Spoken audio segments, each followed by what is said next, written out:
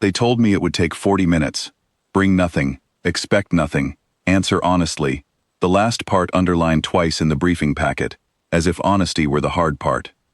I'd done 6 years of this kind of work by then, shuttling between embassies that didn't officially exist yet, signing my name to treaties I'd only half translated.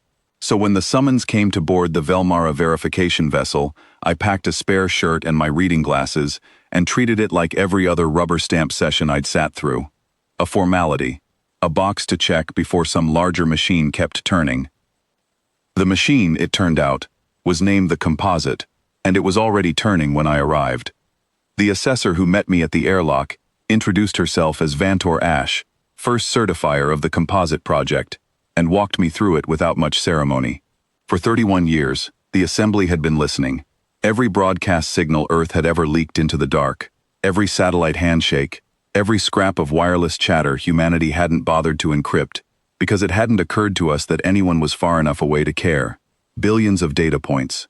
Every argument, every apology, every idle complaint about weather, compiled and weighted, and folded into a single statistical proxy, built to think, respond, and negotiate exactly the way a human would. Once certified, Vantor said, the Composite replaces the need for this. She gestured at me, at the chamber, at the whole inconvenient business of shipping a live human being across the dark to sit in a chair and talk. No more delays, no more waiting on your governments, your moods, your sleep cycles.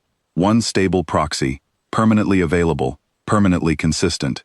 You are here to confirm it tracks. I asked how they'd know if it didn't. Divergence, she said. If your live responses fall outside the Composite's predicted range, by more than a rounding error, we'll see it before you finish a sentence. I remember thinking that sounded almost like a magic trick, and treating the rest of the walk to the chamber the way I'd treat the 10 minutes before any diplomatic sit-down, checking my collar, running through the topics I expected, doing nothing at all to prepare for the ones I didn't. The chamber was small and bright, built for observation rather than comfort. A single chair for me, a curved wall of soft light behind it, where the Composite would speak from, and a gallery above, where the certification delegation sat in a loose crescent. 7 Velmara envoys in formal gray wraps, unreadable in the way a jury is unreadable, watching a readout that hung translucent in the air above my head. A number, a percentage, confidence, 97.4%. The Composite's voice, when it came, was measured and pleasant, and unmistakably built from thousands of human voices averaged into one. It asked me about my sister.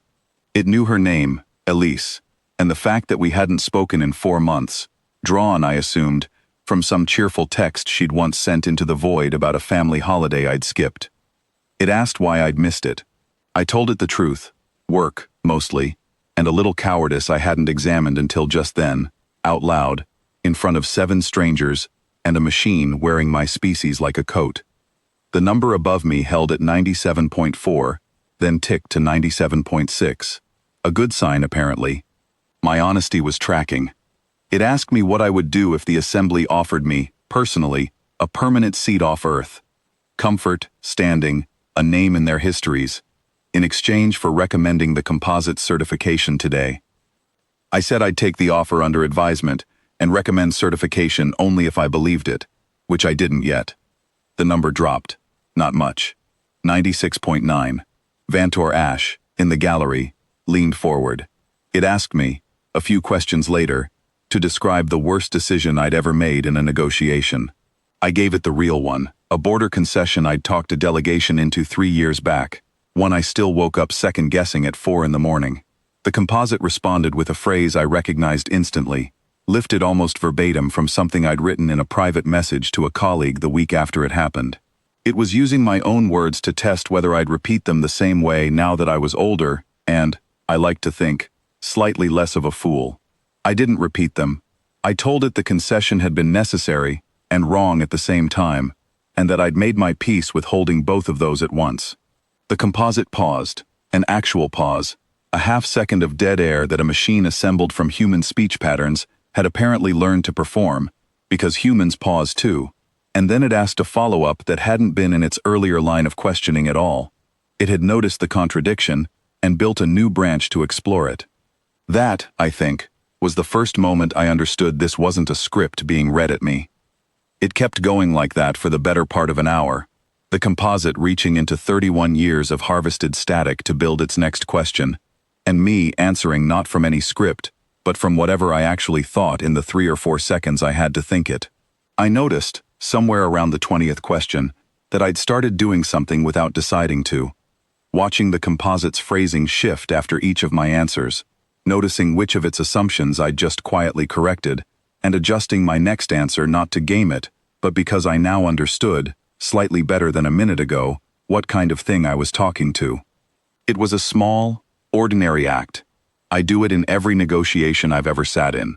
I didn't think it was worth mentioning. The number never went back up.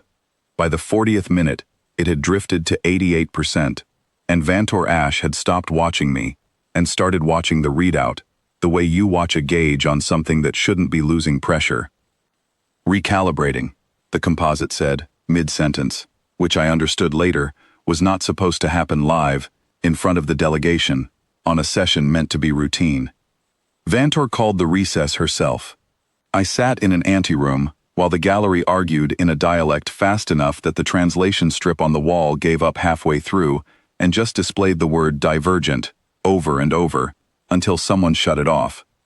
When she came back for me, she didn't sit. "The model isn't failing to predict you," she said.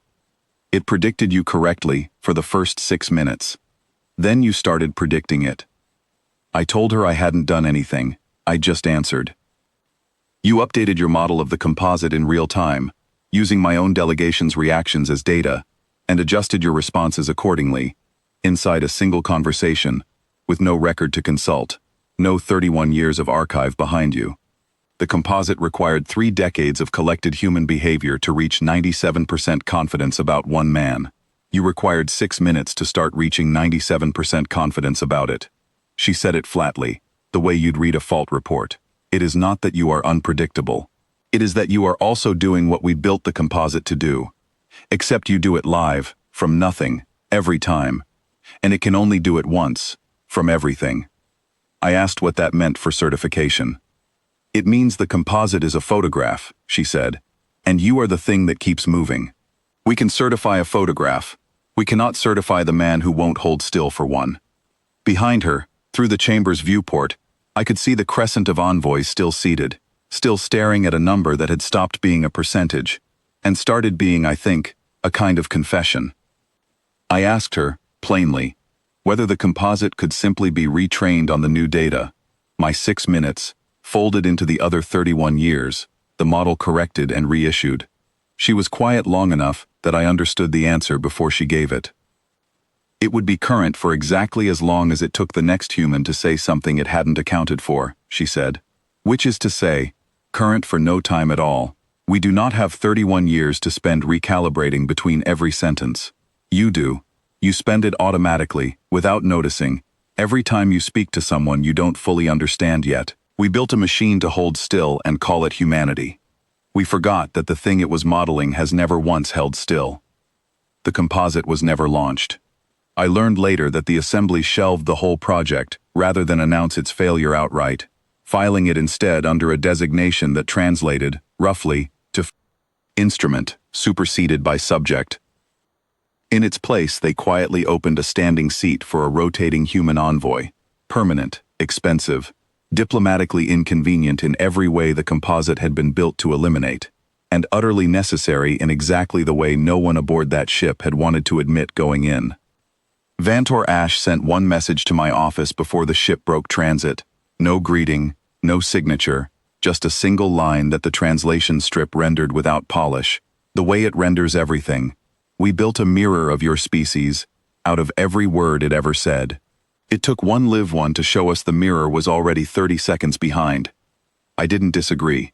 I filed the report and went to see my sister.